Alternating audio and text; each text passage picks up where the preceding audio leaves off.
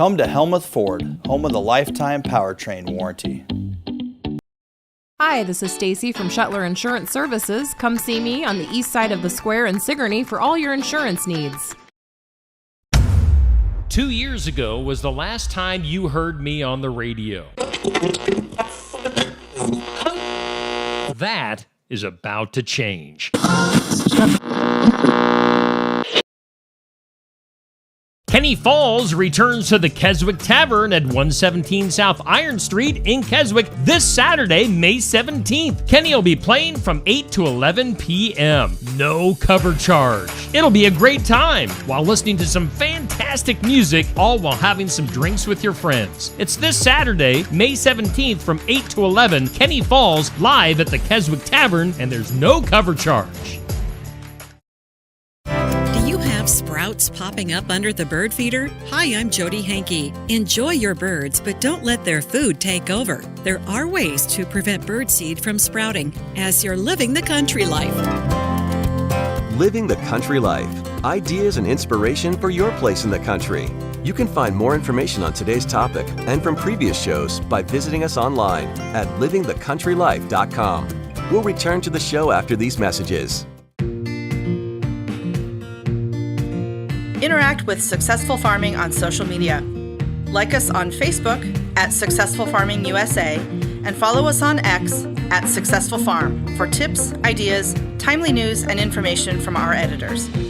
Find us on Instagram at successful_farming and love the latest photo or video. And take a look behind the scenes with our editors on TikTok at successful_farming. Check out our full lineup of Successful Farming podcasts. The Successful Farming podcast goes in-depth into the topics that affect farmers and ranchers. The 15 Minutes with a Farmer podcast offers a quick conversation between an editor and a farmer. The SF Shorts podcast offers bite-sized interviews about agricultural topics. And the SF Daily podcast covers commodity markets, weather, and the big things happening in agriculture each morning. Search for Successful Farming wherever you download your podcasts. Bird feeders are a wonderful addition to your landscape. But if the birds don't eat what you set out, what falls to the ground can germinate. Our bird feeders hang off of our deck, and I do get a few sunflowers growing from the sunflower seed. George Petrides is the founder and chairman of Wild Bird Centers of America. He says the best way to reduce the amount of seed on the ground is to know your birds, what they prefer to eat, and what they don't. If the right food is there, then the birds that prefer it in that position, either near the ground or up in the air, are going to eat as much of it as they can, and the problem you're addressing here would not occur. And so when we do have these situations, and sometimes we do have seeds that sprout under feeders, it usually gets back to putting the wrong food in perhaps a poorly designed or the wrong kind of feeder entirely.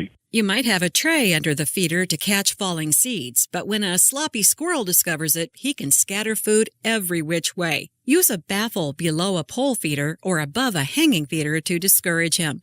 Some people have tried sterilizing the birdseed in the microwave, but this is time-consuming. If all else fails, grab a rake. Very simple, but a mechanical step is to rake up the area, which is just good practice anyhow, as a matter of hygiene. To rake up debris under a feeder is a good idea, so I'd recommend a couple times a month. It's good compost, and so you can put it where you need it. Another way to reduce the number of sprouts coming up is to give the birds something other than seed. Apples and oranges are a treat for thrashers and orioles. Catbirds will eagerly slurp grape jelly from a cup, and many other birds go nuts for peanuts. Find more tips to keep birdseed from sprouting at livingthecountrylife.com. I'll see you in the country.